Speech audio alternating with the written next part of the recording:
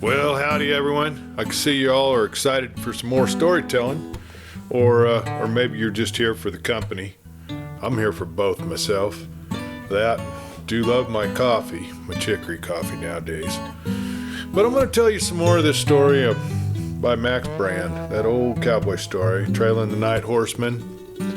I think you remember it. It's the second part of the Untamed series. And it started out a little rough. This here doctor was pretty wordy. Probably hard to listen to. It was a little bit hard to read, to tell you the truth. But I'm going to give her a shot and give it another 3 or 4 chapters and just see what happens, folks. That's what makes it fun, being forgiven. So, without too much more talking about it, let's just see what we can get out of Chapter 4, The Chain. Well, they had hardly passed the front door of the house when they were met by a tall man with dark hair and dark, deep-set eyes. He was tanned to the bronze of an Indian, and he might have been termed handsome had not his features been so deeply cut and roughly finished. His black hair was quite long, and as the wind from the open door stirred it, there was a touch of wildness about the fella that made the heart of Randall Byron jump. When this man saw the girl, his face lighted briefly. When his glance fell on Byron, the light went out. "Couldn't get the doc, Kate?" he asked. "Not Dr. Hardin," she answered, and I brought Dr. Byron instead. The tall man allowed his gaze to drift leisurely from head to foot of Randall Byron. Then, "How are you, Doc?" he said, and extended a big hand. It occurred to Byron that all these men of the mountain desert were big. There was something intensely irritating about their mere physical size. They threw him continually on the defensive, and he found himself making apologies to himself and summing up personal merits. In this case, there was more direct reason for his anger. It was patent that the man did not weigh the strange doctor against any serious thoughts. "And this," she was saying, "is Mr. Daniels. Buck, is there any change?" "Nothing much," answered Buck Daniels. "Come along towards evening. He said he was feeling kind of cold, so I wrapped him up in a rug. Then he sat some, as usual, one hand inside of the other, looking steady at nothing. But a while ago, he began getting sort of nervous." "Well, what did he do?" "Well, nothing. I just felt he was getting excited. The way you know when your hoss is going to shy. You want to go for your room first, doctor, or will you go to see him now?" "Now," decided the doctor, and followed her down the hall and through a door.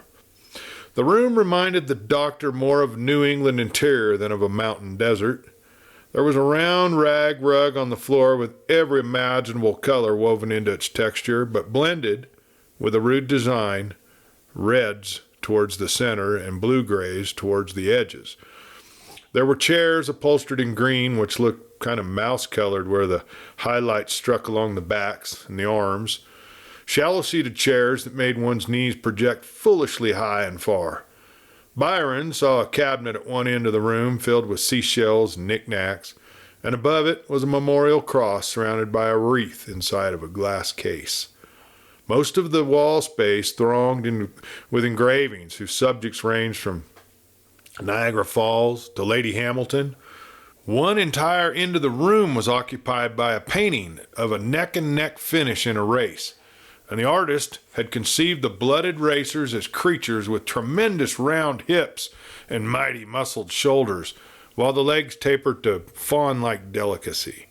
These animals were spread-eagled in the most amazing fashion, their forehoofs reaching beyond their noses and their rear hoofs striking out behind the tips of their tails. The jockey in the lead sat quite still, but he who was losing had his whip drawn and looked like an automatic doll, so pink were his cheeks. Beside the course, in attitudes of graceful ease, stood men in very tight trousers and very high socks, ladies in dresses which pinched in at the waist and flowed out at the shoulders. They leaned upon canes or twirled parasols, and they had their backs turned upon the racetrack as if they found their own negligent conversation far more exciting than that breathless driving finish. Under the terrific action and still more terrific quiescence of this picture lay the sick man, propped high on a couch and wrapped to the chest in a Navajo blanket. Dad, said Kate Cumberland. Dr. Hardin was not in town. I brought out Dr. Byron, a newcomer. The invalid turned his white head slowly towards them, and his shaggy brows lifted and fell slightly, a passing shadow of annoyance. It was a very stern face, and framed in the long white hair it seemed surrounded by an atmosphere of Arctic chill. He was thin, terribly thin. Not the leanness of Byron, but a grim emaciation which exaggerated the size of a tall forehead and made his eyes supernally bright. It was in the first glance of those eyes that Byron recognized the restlessness of which Kate had spoken, and he felt almost as if it were an inner fire which had burned and still was wasting the body of Joseph Cumberland. To the attention of the doctor, the old man submitted with patient self-control, and Byron found a pulse feeble, rapid, but steady. There was no temperature. In fact, the heat of the body was a trifle subnormal, considering that the heart was beating so rapidly. Dr. Byron started. Most of his work had been in laboratories, and the horror of death was not yet familiar. But old Joseph Cumberland was dying. It was not a matter of moment. Death might be a week or a month away, but die soon he inevitably must, for the doctor saw that the fire was still raging in the hollow breast of the cattleman, but there was no longer fuel to feed it. He stared again and more closely. Fire without fuel to feed it. Dr. Byron gave what seemed to be an infinitely muffled cry of exultation, so faint that it was hardly a whisper. Then he leaned closer and pored over Joe Cumberland with a lighted eye. One might have thought the doctor was gloating over the sick man. Suddenly, he straightened and began to pace up and down the room, muttering to himself. Kate Cumberland listened intently, and she thought that the man muttered so rapidly over and over to himself was, "Eureka, Eureka, I've found it." Found what? The triumph of mind over matter? On that couch was a dead body. The flutter of that heart was not the strong beating of the normal organ. The hands were cold. Even the body was chilled. Yet the man lived. Or rather, his brain lived, and compelled the shattered and outworn body to comply with his will. Dr. Byron turned and stared again at the face of Cumberland. He felt as if he understood now the look which was concentrated so brightly on the vacant air.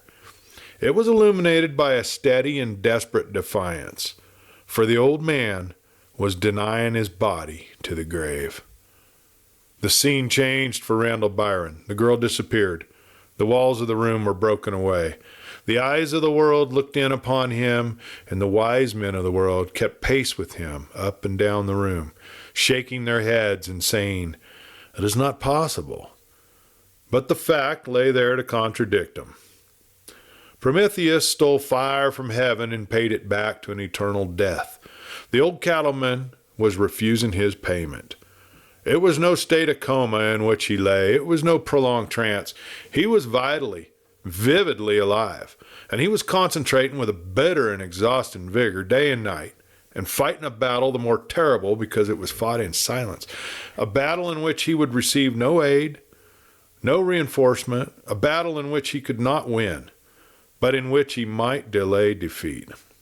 Aye, the wise men would smile and shake their heads when he presented this case to their consideration, and he would make his account so accurate and particular and so well witnessed, they'd have to admit the truth of all he said. And science, which proclaimed that matter was indestructible and that the mind was matter and that the brain needed nourishment like any other muscle, science would have to hang its head and wonder. The eyes of the girl brought him to a halt in his pacing, and he stopped, confronting her. His excitement had transformed him. His nostrils were quivering. His eyes were pointed with light. His head was high, and he breathed fast. He was flushed as the Roman conqueror, and his excitement tingled the girl also with color. She offered to take him to his room as soon as he wished to go. He was quite willing. He wanted to be alone, to think. But when he followed her, she stopped him in the hall. Buck Daniels lumbered slowly after them in a clumsy attempt at sauntering. "Well?" asked Kate Cumberland. She had thrown a blue mantle over her shoulders when she entered the house, and the touch of boyish self-confidence which had been hers on the ride was gone. In its place, there was something even more difficult for Randall Byron to face. If there had been a garish brightness about her when he had first seen her, the brilliancy of a mirror playing in the sun against his feeble eyes, there was now a blending of pastel shades, for the hall was dimly illuminated, and the shadow tarnished her hair, and her pallor was like a cold stone. Even her eyes were misted by fear. Yet a vital sense of her nearness swept upon Byron, and he felt as if he were surrounded by a danger. Opinions, said the doctor, based on so summary an examination, are necessarily inexact. Yet the value of the first impression is not negligent. The best I can say is that there probably is no immediate danger, but Mr. Cumberland is seriously ill. Furthermore, it is not old age. He would not say all he thought. It was not yet time for that. She winced and clasped her hands tightly together. She was like a child about to be punished for a crime it had not committed, and it came vaguely to the doctor that he might have broached his ill tidings a little bit more gently. He added, I might have further opportunities for observance before I give a detailed opinion and suggest a treatment. Her glance wandered past him, and at once the heavy step of Buck Daniels approached. At least, she murmured, I'm glad that you are frank. I don't want to have anything kept from me, please. Buck, will you take the doctor up to his room? She managed a faint smile. This is an old-fashioned house, Dr. Byron, but I hope we can make you fairly comfortable. You all ask for whatever you need. The doctor bowed and was told that he would dine in half an hour. Then the girl went back towards the room in which Joe Cumberland lay. She walked slowly, with her head bent. Her posture seemed to Byron the very picture of a burden-bearer. Then he followed Daniels up the stair, led by the jingling of the spurs, great roweled spurs that might grip the side of the refractory horse like teeth. Now a hall light guided him, and from that hall Buck Daniels entered a room and fumbled above him till he had lighted a lamp, which was suspended by 2 chains from the ceiling. A circular burner which cast a glow as keen as an electric globe. It brought out every detail of the old-fashioned room, the bare, painted floor, the bed, in itself a separate and important piece of architecture with its 4 tall posts, a relic of the times when beds were built, not simply made. And there was a chest of drawers with swelling hospitable front, and a rectangular mirror above it with its date in gilt painted on the upper edge. A rising wind shook the window, and through some cracks stirred the lace curtains. It was a very comfortable retreat, and the doctor became aware of aching muscles and a heavy brain when he glanced at the bed. The same gust of wind which rattled the window pane now pushed, as with invisible and ghostly hand, a door which opened on the side of the bedroom, and as it swung mysteriously and gradually wide, the doctor found himself looking into an adjoining chamber. All he could see clearly was a corner on which struck the shaft of light from the lamp, and lying on the floor in that corner was something limp and brown. A snake, he surmised at first, but then he saw clearly that it was a chain of formidable proportions bolted against the wall at one end, and terminating at the other in a huge steel collar. A chill started in the boots of the doctor and wriggled its uncomfortable way up to his head. Hell, burst out Buck Daniels. How'd that door get open? He slammed it with violence. She'd been in there, I guess, muttered the cowpuncher as he stepped back scowling. Who? Ventured the doctor. Buck Daniels whirled on him. None of your... He began hotly, but checked himself with choking suddenness and strode heavily from the room. Now, Chapter 5, The Waiting. The doctor removed his coat with absent-minded slowness, and all the time that he was removing the dust and the stains of travel, he kept narrowing the eye of his mind to visualize more clearly that cumbersome chain which lay on the floor of the adjoining room. Now, that doctor was not of a curious or gossipy nature, but if someone had offered to tell him the story of that chain for $1,000, the doctor at that moment would have thought the price ridiculously small. Then the doctor went down to the dinner table, prepared to keep one eye upon Buck Daniels and the other upon Kate Cumberland. But if he expected to learn through conversation at the table, he was grievously disappointed, for Buck Daniels ate with an eye to strict business that allowed no chatter, and the girl sat with a forced smile and an absent eye. Now and again Buck would glance up at her, watch her for an instant, then turn his attention back to his plate with a sort of gloomy resolution.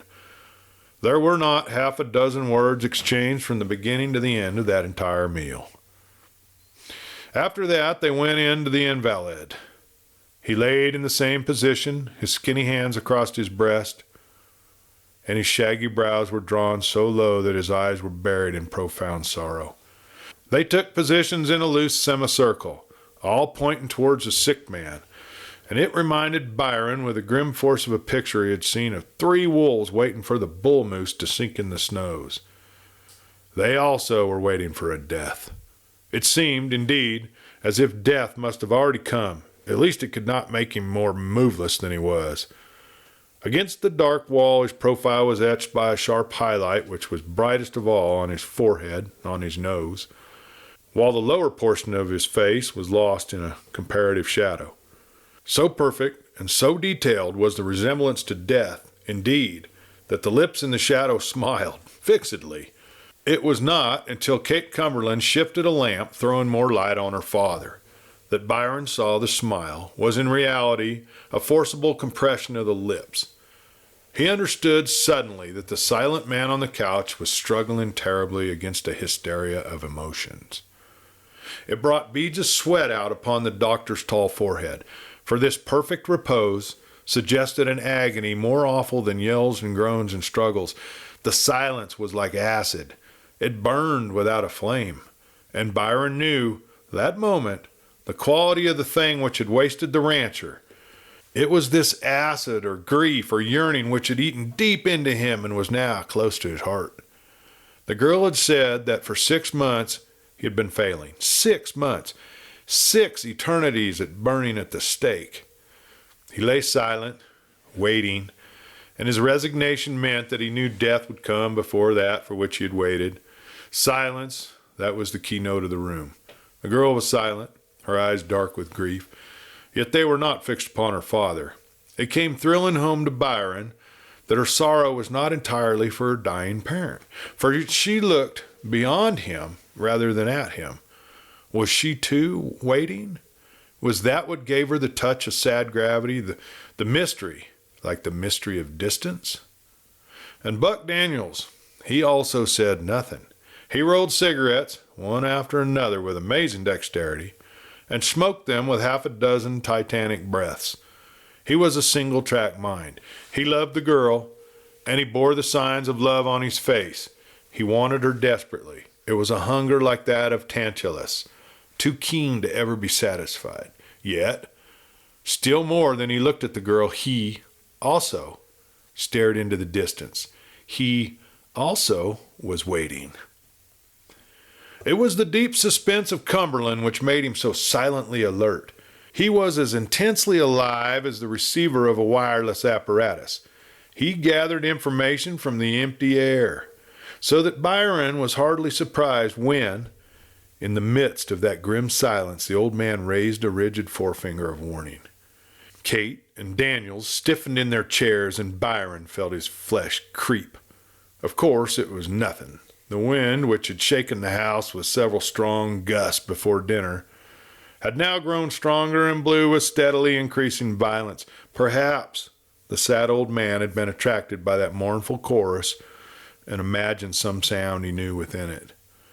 But now, once more, the finger was raised, the arm extended, shaking violently, and Joe Cumberland turned upon them at a glance which flashed with a delirious and unhealthy joy. "Listen," he cried. "Again!" "What?" asked Kate. "I hear them, I tell you." Her lips blanched and parted to speak, but she checked the impulse and looked swiftly about the room in what seemed to Byron an appeal for help. As for Buck Daniels, he changed from a dark bronze to an unhealthy yellow. Fear, plain and grimly unmistakable, was in his face. Then he strode to the window and threw it open with a crash. The wind leapt in and tossed the flame in the throat of the chimney so that the great shadows waved suddenly through the room and made the chairs seem afloat. Even the people were suddenly unreal, and the rush of the storm gave Byron an eerie sensation of being blown through infinite space. For a moment there was only the sound of the gale and the flapping of a loose picture against the wall and the rattling of a newspaper. Then he heard it. First, it was a single note, which he could not place. It was music, and yet it was discordant, and it had the effect of a blast of icy wind. Once he had been in Egypt and had stood in a corridor of the Cheops pyramid. The torch had been blown out in the hand of a guide. From somewhere in the black depths before them came a laugh, made unhuman by echoes. And Byron had visioned the mummified dead pushing past the granite lids of their sarcophagi and sitting upright. But that was nothing compared to this. Not half so wild or so strange. He listened again, breathless, with the sharp prickling running up and down his spine. It was the honking of the wild geese flying north. And out of the sound, he builded a picture of the great triangle cleaving through the cold upper sky, sent on a mission no man could understand. Was I right? Was I right? Shrilled the invalid, and when Byron turns toward him, he saw the old man sitting erect with an expression of wild triumph. There came an indescribable cry from the girl and a deep-throated curse from Buck Daniels as he slammed down the window. With the chill blast shut off and the flame burning steadily once more in the lamp, a great silence besieged the room, with a note of expectancy in it. Byron was conscious of being warm, too warm. It was close in the room, and he was weighted down. It was as if another presence had stepped into the room and stood invisible. He felt it with unspeakable keenness, as when one knows certainly the thoughts which pass in the mind of another, and more than that, he knew that the others in the room felt what he felt. In the waiting silence, he saw that the old man lay on the couch with eyes of fire and gaping lips, as if he drank the wine of his joyous expectancy. And big Buck Daniels stood with his hand on the sash of the window, just frozen there. His eyes were bulging, and his heart thundering in his throat. And Kate Cumberland sat with her eyes closed, as she had closed them to when the wind first rushed upon her. And she still smiled as she had smiled then. And to Byron, more terrible than the joy of Joseph Cumberland or the dread of Buck Daniels, was the smile and the closed eyes of the girl. But the silence held, and the fifth presence was in the room, and not one of them dared speak. Chapter 6, the mission starts. Then, with a shifting of the wind, a song was blown to them from the bunkhouse, a cheerful, ringing chorus. The sound was like daylight. It drove the terror from the room. Joe Cumberland asked them to leave him. That night, he said, he would sleep. He felt it, like a promise. The other three went out from the room. In the hall, Kate and Daniels stood close together under a faint light from the wall lamp, and they talked, as if they had forgotten the presence of Byron. It had to come, she said. I knew it would come to him sooner or later, but I didn't dream it would be as terrible as this, Buck. What are we going to do? God knows, said the big cowpuncher. Just wait, I suppose, same as we've been doing. He had aged wonderfully in that moment of darkness. He'll be happy now for a few days, went on the girl, but afterwards, when he realizes that it means nothing, what then, Buck? The man took her hands and began to pat them softly as a father might soothe a child. I seen you when the wind come in, he said gently. Are you going to stand it, Kate? Is it going to be hell for you, too, every time you hear him? She answered, if it were only I, yes, I could stand it. Lately I begin to think that I can't stand anything. But when I see Dad, it breaks my heart, and you, oh, Buck, it hurts, it hurts. She drew his hands impulsively against her breast.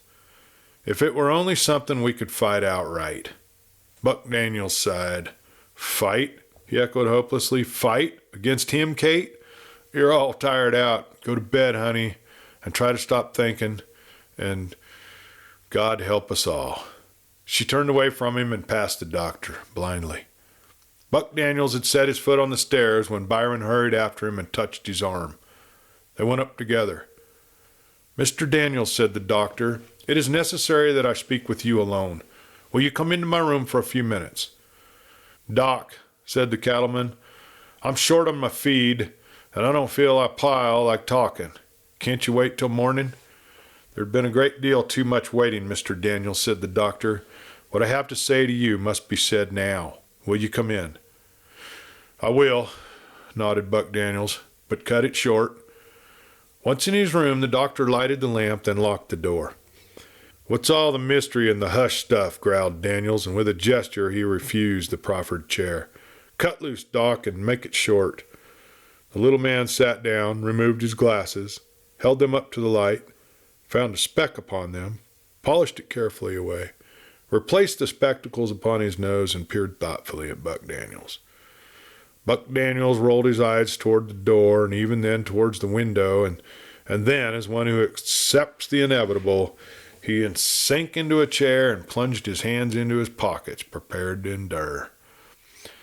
"I am called," went on the doctor dryly, "to examine a case in which the patient is dangerously ill. In fact, hopelessly ill, and I have found that the cause of his illness is a state of nervous expectancy on the part of the sufferer. It being obviously necessary to know the nature of the disease and its cause before that cause may be removed, I have asked you to sit here this evening to give me whatever explanation you may have for it." Buck Daniels stirred uneasily. At length he broke out, "Doc, I size you up as a gent with brains. I got one piece of advice for you. Get the hell away from the Cumberland Ranch and never come back again." The doctor flushed and his lean jaw thrust out. "Although," he said, "I cannot pretend to be classed among those to whom physical fear is an unknown, yet I wish to assure you, sir, that with me physical trepidation is not an overruling motive." "Ah, hell," groaned Buck Daniels. Then he explained more gently. "Well, I don't say you're yellow. All I say is this mess ain't one that you can straighten out, nor no other man can. Give it up, wash your hands, and get back to Elkhead. I don't know what Kate was thinking of to bring you out here." "The excellence of your intention," said the doctor, "I shall freely admit, though the assumption that difficulty is the essential problem would deter me from the analysis as a hypothesis which I cannot leave uncontested. In the vulgar, I may give you to understand that I am in this to stay." Buck Daniels started to speak, but thinking better of it, shrugged his shoulders and sat back resigned. "Well," he said, "Kate brought you out here. Maybe she has a reason for it. What do you want to know?" "What connection," said the doctor, "have wild geese with a man, a horse, and a dog?" "What in hell do you know about a horse and a man and a dog and wild geese?" inquired Buck in a strained voice. "Rumor," said the doctor, "has been in this instance unfortunately my only teacher. But, sir, I have ascertained that Mr. Cumberland, his daughter, and you, sir, are all waiting for a certain thing to come to this ranch. That thing I naturally assume to be a man." "Doc," said the cowpuncher sarcastically, "there ain't no doubt you got a wonderful brain." "Mockery," pronounced the man of learning, "is a use of the mental power which is both unworthy and barren, and does not in this case advance the argument, which is, who and what is this man for whom you wait?" "He came," said Buck Daniels, "out of nowhere. That's all we know about who he is. What is he? I'll tell you easy. He's a gent that looks like a man, he walks like a man, and he talks like a man, but he ain't a man." "Ah," nodded the philosopher, "a crime of extraordinary magnitude has, perhaps, cut off this unfortunate fellow from communication with others of his kind. Is this the case?" "It ain't," replied Buck. "Doc, tell me this. Can a wolf commit a crime?" Admitting this definition, that crime is the breaking of law, and that law is a force created by reason to control the rational, it may be granted that the acts of the lower animal lie outside of categories framed accordingly to ethical precepts. To directly answer your not incurious question, I believe the wolf cannot commit a crime. Well, Buck Daniels sighed. "Do you know, Doc," he said gravely, "that you remind me of a side-hill goat?" "Ah," murmured the man of learning, "is it possible?" And what, Mr. Daniels, is the nature of this side hill goat? It's a goat that's got the legs on one side shorter than the legs on the other side, and the only way you can get to the top of the hill is keep trotting round and around the hill like a 5% grade. He goes a mile to get 10 feet higher. This fact, said Byron, and he rubbed his chin thoughtfully, is not without interest, though I fail to perceive the relation between me and such a creature, unless, perhaps, there are biologic similarities of which I have at present no cognition. I didn't think you'd follow me, replied Buck with equal gravity. But you can lay to this, Doc. This gent we're waiting for ain't committed any more crimes than a wolf has. Ah, I see, murmured the doctor. A man so near the brute that his enormities pass beyond— Get this straight, said Buck, interrupting with a sternly pointed finger. There ain't a kinder or a gentler man in this mountain desert than him. He's got a voice softer than Kate Cumberland's, which is some soft voice, and as for his heart, Doc, I've seen him get off his horse to put a wounded rabbit out of its pain. A ring of awe came in the throat of Daniels as he repeated the incredible fact. He went on, If I was in trouble, I'd rather have him beside me than 10 other men. If I was sick, I'd rather have him than the 10 best doctors in the world.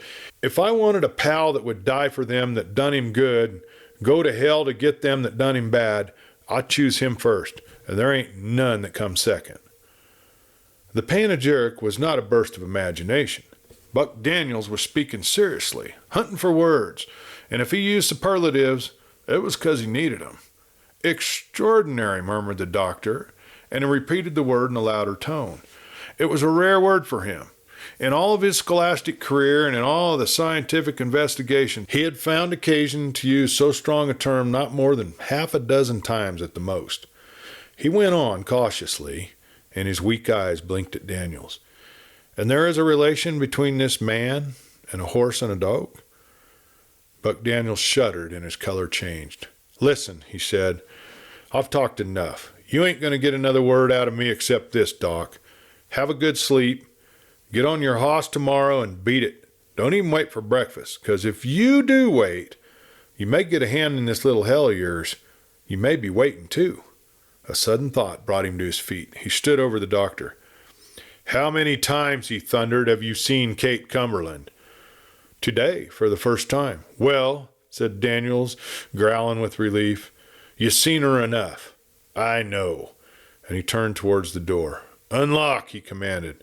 I'm tired out and sick of talking about him. But the doctor did not move. Nevertheless, he stated, you will remain. There is something further which you know, and you will communicate to me. Buck Daniels turned at the door. His face was not pleasant. While observing you as you talked with the girl, Byron said, it occurred to me that you were holding information from her. The exact nature of that information I cannot state, but it is reasonable to deduce that you could, at the present moment, name the place where this man for whom Mr. Cumberland and his daughter wait is now located.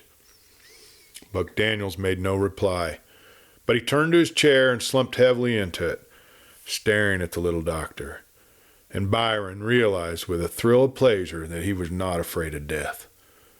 I may further deduct, say the doctor, that you will go in person to the place where you know this man may be found and induce him to come to this ranch.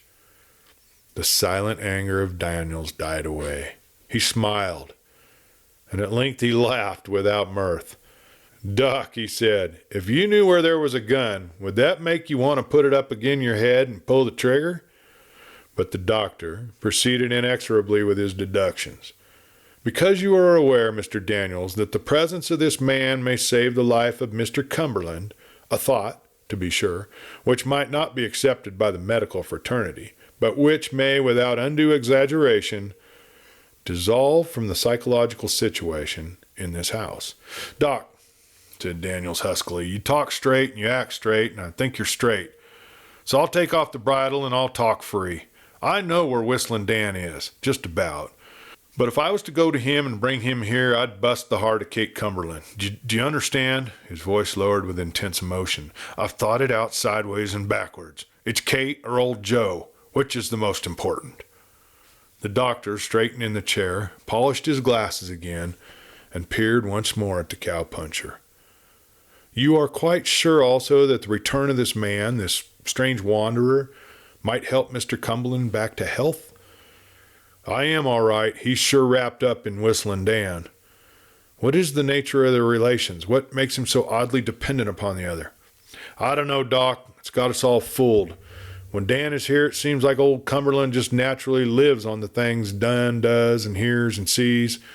We've seen Cumberland prick up his ears the minute Dan comes into a room and shows life. Sometimes Dan sits with him and tells him what he's been doing.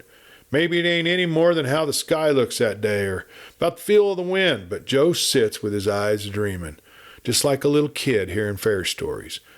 Kate says it's been that way since her dad first brought Dan in off in the range.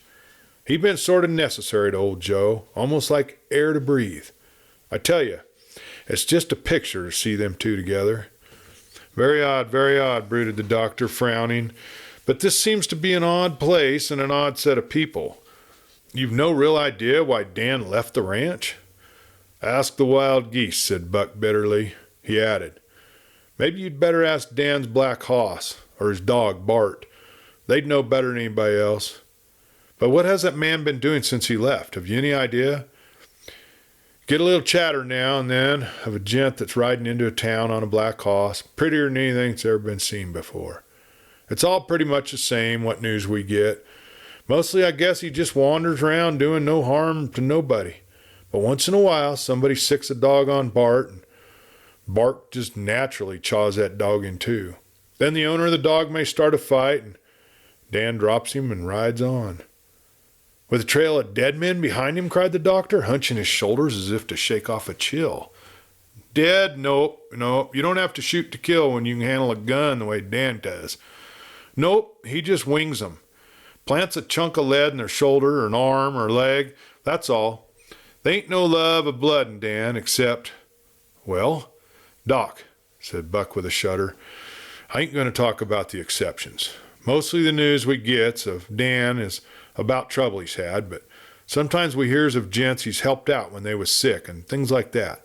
They ain't nobody like Dan when a gent is down sick. I'll tell him, man. The doctor sighed. He said, and do I understand you to say that the girl and this man, Whistlin Dan, as you call him, are intimately and sentimentally involved?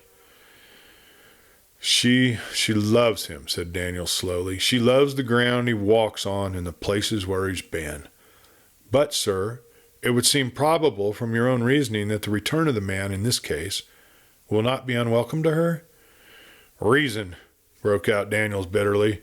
What the hell has reason got to do with Whistlin Dan? Man, if Barry had to come back, do you suppose he'd remember what he'd once told Kate that he loved her?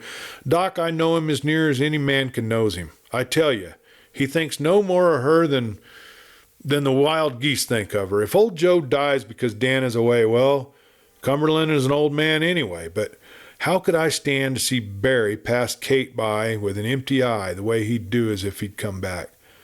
I'd want to kill him, and I'd get bumped off trying it like or not, and what would it do to Kate? I'd kill her, Doc, as sure as you're born. Your assumption being, murmured the doctor, that if she never sees the man again, she will eventually forget him? Do you forget a knife that's sticking into you? Nah, she won't forget him. But maybe after a while she'll be able to stand thinking about him. She'll get used to the hurt. She'll be able to talk and laugh the way she used to. Oh, Doc, if you could have seen her as I've seen her in the old days. When the man was with her, cut in the doctor. Buck Daniels caught his breath. Damn your eternal soul, Doc, he said softly. And for a time neither of them spoke. Whatever went on in the mind of Daniels, it was something that contorted his face. As for Byron, he was trying to match fact and possibility, and he was finding a large gap between the two. For he tried to visualize the man whose presence had been food to old Joe Cumberland, and whose absence had taken the oil from the lamp, so that the flame now flickered dimly, nearly out. But he could build no such picture. He could merely draw together a vague abstraction of a man to whom the storm and the wild geese who ride the storm had meaning and relationship. The logic which he loved was breaking to pieces in the hands of Randall Byron. Silence, after all, is only a name, never a fact. There are noises in the most absolute quiet. if there's not even the sound of the cricket or the wind, if there are not even ghost whispers in the house, there is the sigh of one's own breathing. And in those moments of deadly waiting, the beat of the heart may be as loud and as awful as the rattle of the death march. Now, between the doctor and the cowpuncher, such a silence began. Buck Daniels wanted nothing more in the world than to be out of that room, but the eye of the doctor held him, unwilling. And there began once more that eternal waiting, which was the horror of the place, until the faint creakings through the wind-shaken house took on the meanings of footsteps, stalking down the hall and pausing at the door. And there was the hushing breath of one who listened and smiled to himself. Now the doctor became aware that the eyes of Buck Daniels was widening, brightening. It was as if the mind of the big man were giving way to the strain. His face blanched. Even the lips had no color. They moved, gibberingly. "Listen," he said. "It is the wind," answered the doctor, but his voice was hardly audible. "Listen," commanded Daniels again. The doctor could hear it then. It was the pulse of sound, obscure as the thudding of his heart, but it was a human sound, and it made his throat close up tightly, as if a hand was settling around his windpipe. Buck Daniels rose from his chair. That half-mad, half-listening look was still in his eyes, behind his eyes. Staring at him, the doctor understood intimately how men can throw their lives away gloriously in battle, fighting for an idea, or how they can commit secret and foul murder. Yet he was more afraid of the pulse of sound than of the face of Buck Daniels. He also was rising from his chair, and when Daniels stalked to the side door of the room and leaned there, the doctor followed. Then they could hear it clearly. There was a note of music in the voice. It was a woman weeping in that room where the chain lay on the floor, coiled loosely like a snake. Buck Daniels straightened and moved away from the door. He began to laugh, guarding it so that not even a whisper would break outside the room, and his silent laughter was the most horrible thing the doctor had ever seen. It was only for a moment. The hysteria passed and left the big man shaken like a dead leaf. "Doc," he said, "I can't stand it no longer. I'm going out and try to get him back here, and God forgive me for it." He left the room, slamming the door behind him. Then he stamped down the hall as if he was trying to make a companion out of the noise. Dr. Randall Byron sat down and put his thoughts in order. He began at the following point. The physical fact is not, only the immaterial is. But before he had carried very far his deductions from this premise, he caught the neighing of a horse near the house. So he went to the window and threw it open, and at the same time he heard the rattle of galloping hooves. And then he saw a horseman riding furiously into the heart of the wind. Almost at once, the rider was lost from sight. Well, there's a little bit more of that story, and I really think it's getting better, folks. I think this is going to be a barn burner. So hang out, come around next week, and we'll tell you more of this here story by Max Brand. You know, more of the Untamed, trailing the night horseman. Well, good night, all, and be kind to everyone around you, and say hi to your friends.